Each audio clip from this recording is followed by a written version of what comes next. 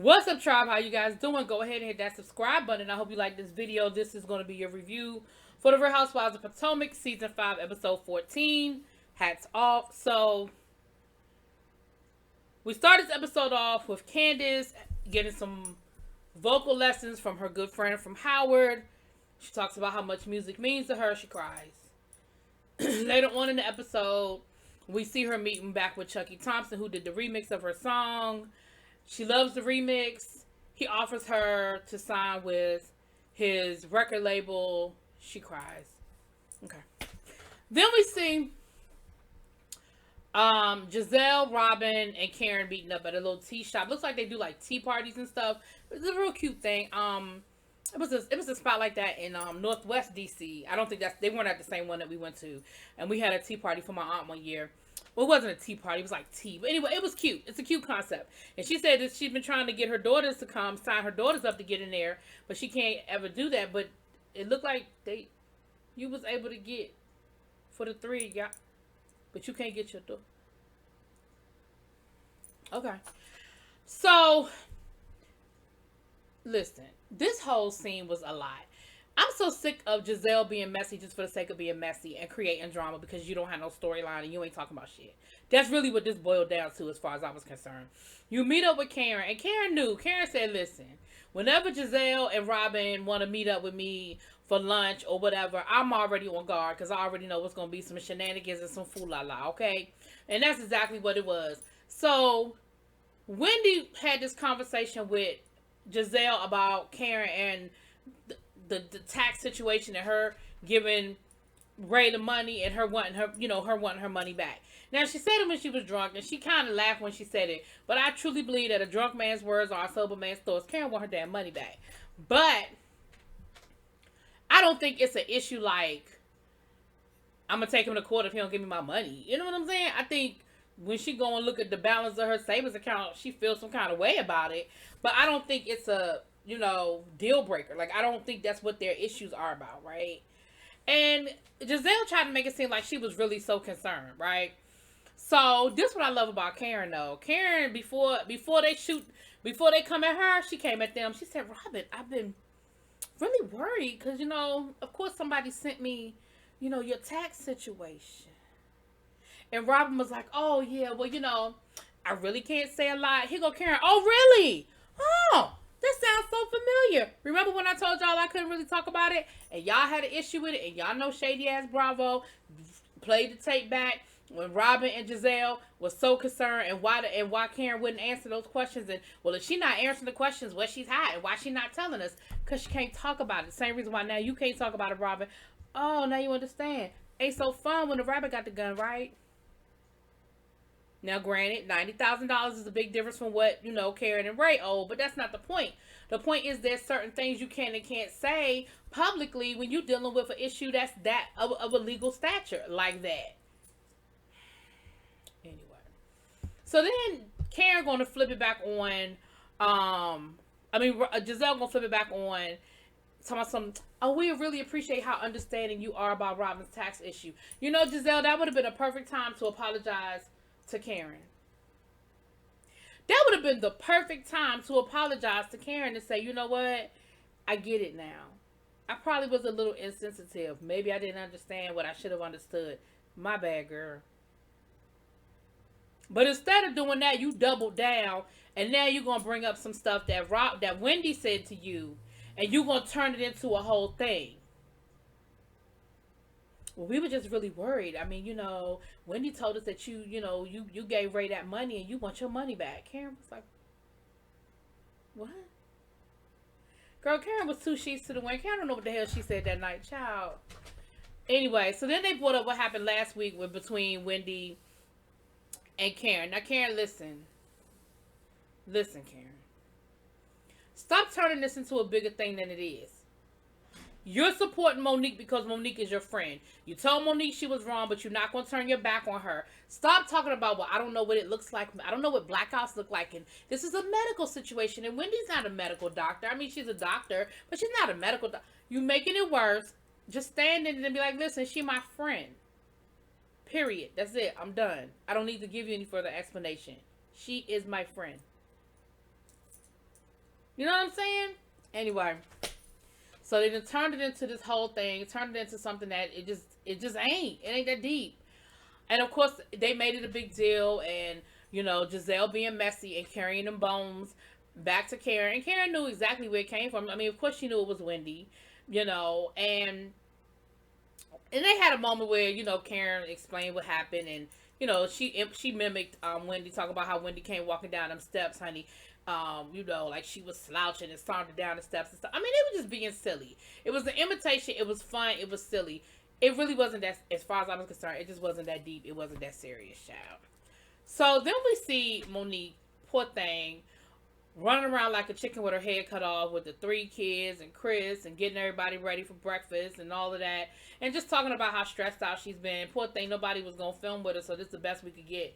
But she was talking about how stressed out she was and how everything she has going on. And at this point, it's a legal situation, which of course is weighing even more, more heavy on her, however the best way to say that is, child. Weighing on her heavily. That's it. Because at any point in time, the judge can decide maybe she need to do jail time, and then she's gonna be away from her kids. So we got to see a whole little moment with that, child. Then we just got a moment with Wendy and her churn talking about how important education is. Okay, that's great. Yeah. Ashley went to go meet with her therapist about the postpartum, and I love how they rolled this whole therapy session into the trip for the girls for the season, or the women for the season. Every time they do a group trip, every show, every housewife show, they do a group trip. Usually it's 2. So the first one is usually a local one, and that was the trip down to the cabin. Now they're going to Portugal. And the woman told her, you need to get back to the things you love doing and get back to your normal. But she did say that she felt like the couples therapy did help, that Michael was able to see some things and share some things that he didn't share before, and how she's just got to get back to her new normal, and she's still dealing with the postpartum. She said, she doesn't feel sexy because she just feels like she's a vehicle for Dean. And I get it. And her therapist told her a lot of women feel that way. The baby came out of you. You got the breast milk situation going on. Like, you feel like you are just a vehicle for this baby. And she said, when Michael tries to, come on to her and everything, she just feels like, I got to say this for Dean. And again, I just think that's something that a lot of couples go through, So it was legit. I felt it. But of course, that's going to be the reason why all of a sudden now we're going to Portugal, child. Anyway. Ashley goes to meet with Giselle at her new home, child. And she tells her how everything's going with the therapy. And she did say, about going on a trip. And Giselle was like, well, is Monique coming? And Ashley wanted to invite Monique. And she said, I was thinking maybe a change of scenery, maybe being out of the country, maybe that'll help. And Giselle was like, no, that's not going to happen. If Monique's going, I'm not going. Candice ain't going. Wendy ain't going. Robin ain't going. So basically, if Monique goes, it's just going to be you, Monique, and Karen. And so, of course, Ashley had to sort of rethink that. Even though Monique is her friend and she wanted Monique to go, it's kind of like, well, for the greater good kind of situation. Plus Bravo was like, girl. So then, Robin is doing a photo shoot for her hat line, Embellish. And she invited all the ladies, minus Monique, to come and model and take pictures and all of that. And so Giselle gets there first, and her and Robin, I'm so proud of Robin. I mean, she got that little tax problem, but it's only a couple of $1,000s. The producers was like, it was $90,000. Why Giselle won't act like she ain't know? Girl, stop it. Everybody else's business. I know you know how many zeros is in Robin's tax bills. Stop it. Like, I know you know. Then, Wendy gets there. And here goes Giselle being freaking messy again. What does she do? She immediately tells Wendy the conversation that they had at tea, and tells her about what Karen said about her not being a medical doctor, and her not, and I mean, what's the PhD? And they made it seem, first of all, they added a whole lot of sauce to what Karen said, and then they made it seem like Karen made light of her PhD because it wasn't a medical degree, and that's not what Karen was saying. What Karen was saying was, you coming at me and you trying to tell me how I should and shouldn't act based on the fact that, okay, you have a degree and I don't, or you have more degrees than I have, and you making, I'm saying that this could be a medical diagnosis, and it's not. Then, of course, Giselle and Robin start doing the imitation that Karen did. And, of course, Wendy was not amused. And now Wendy is on 20 waiting for Karen to show up. I said, I'm so sick of these green-eyed bandits. And I be trying to give Robin the benefit of the doubt because I really do like Robin. But Giselle, in her messiness, I'm over it. I'm sick of it. I'm tired of it. Get a storyline or go. Like, get a storyline that don't involve you being messy. I mean, anyway, moving on. So, Candice shows up. Ashley shows up. Karen shows up. They're all there with their hatch towel. They take their pictures. And one of the models there looked like Katie. And, of course, she didn't know who Katie was. But everybody said she looked like Katie. And she did. She did look like Katie. Shout out Miss Katie. Anyway, Katie crazy self. So, this was pretty uneventful for the exception of the fact that Ashley let them know they was going to Portugal, child. The only person that knew what the flag of Portugal was Wendy, and that's because she watched soccer. She know it from the uniforms. But if I'm going to be honest, I ain't know either. What I did know was that it wasn't China, because that's what Candice said. Now, I knew that. I knew it wasn't China's flag. I didn't know it was Portugal, but I knew it wasn't China. So Wendy says, well, great. If we're going to, if we're going on a trip, let's clear the air before we go. And, of course, she zeroes in on who? Karen. Karen was like, of course it's about me. And Karen immediately, once the woman started complaining, Karen immediately knew that she was talking about her. She immediately knew that it came from Wendy. That it came from Giselle, because she knew who she had told what to. So she knew that the green-eyed bandits had went back carrying bones. And Wendy went off. And why Wendy gonna say, I don't talk about my degrees much? Girl, that's all you talk about. Girl, I know your resume better than I know my own. And of course, y'all know shady ass Bravo. What they do? Played every single time that Wendy talked about her degrees.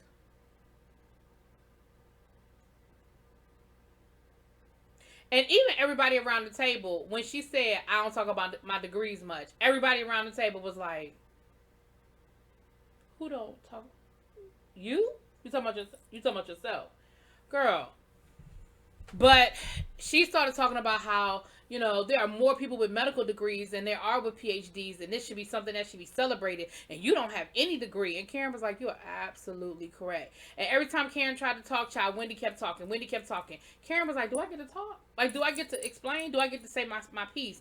And it was like Wendy didn't want Karen to get a word in edgewise, and I feel like if she had let Karen talk, Karen could have explained that, yeah, she was being a little shady or whatever, but the whole... Like, I do respect the fact that you have a degree, but what I was saying was in that moment, your degree didn't mean nothing as far as it was connected to me and Candice's situation that we were dealing with. Your degree really wasn't my issue. It doesn't mean nothing to me. It was not my concern. And I feel like Wendy was so ready to just go at Karen. Just, yeah. She wasn't listening. And again, so then they started doing the whole imitation thing, and that turned into a joke, and it sort of lightened the mood, and everybody was cool. But Wendy, at the end of the day, what Karen said is true. I don't jump when you say jump, and I'm not going to do what you want me to do. You have a problem with Monique. I do not, and I'm not going to take on your issues. Like, your issue with Monique is your issue with Monique. She's my friend, and I will act accordingly. I will act in the vein that I feel like I need to act for my friend. Girl, it was a whole lot. Anyway, that's all I got. That the L no, that's okay. I'm sorry. One last scene, child. So the very last scene, we see Candice's reaction to finding out Monique countersued her ass. Listen, I keep telling y'all it ain't no fun when the rabbit got the gun. Whether you like Monique or not, whether you agree with Monique or not, that was a perfect checkmate move. You gonna file criminal charges on me? Okay, well, I'm gonna file criminal charges on you and let the judge figure it out. And what Monique said was valid. If I don't have a form to tell my side of the story, a judge can look at Candice's complaint and make a decision without hearing my side of the story. So now there's a countersuit. Now, whether you agree or not that Candice did anything to provoke or create the situation, it don't matter. That was a perfect move.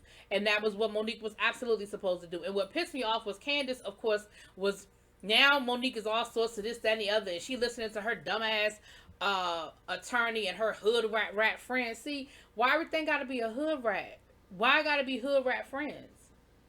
You know what I'm saying? And you know that her attorney told her this was probably going to happen because Chris even said it. Her husband was like, well, you knew this was going to happen. Like, we knew this was going to happen, so don't worry about it. But she's so stupid. She's looking stupid. He was like, then let her look stupid. Like, it doesn't, like, why are you allowing this to get, why are you allowing something that you knew was going to happen get you this mad? So clearly, either the DA or her attorney or somebody told her this is what the probable move was going to be on Monique's side. So, girl, if you don't go sit your little ass down somewhere and go cry and get your little folded up napkin and keep it moving, I'm so sick of her. Anyway, it is what it is, y'all. Let me know what y'all think. Drop it in them comments. Peace.